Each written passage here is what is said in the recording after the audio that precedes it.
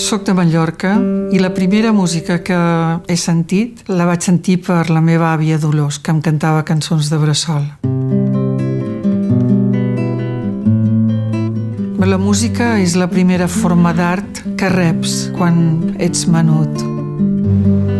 Per mi la música popular és la cultura d'un poble, són les seves arrels. Amb les cançons de treball del camp, jo sempre he estat enamorada d'elles. Tenen alguna cosa molt intensa sobre la vida, sobre l'amor, sobre la passió. I això, sempre que les canto, és el moment del paisatge, de l'estar amb la terra, d'estar amb les arrels. La música és un paisatge. Cada lloc on vaig té la seva música. Catalunya té una riquesa cultural infinita.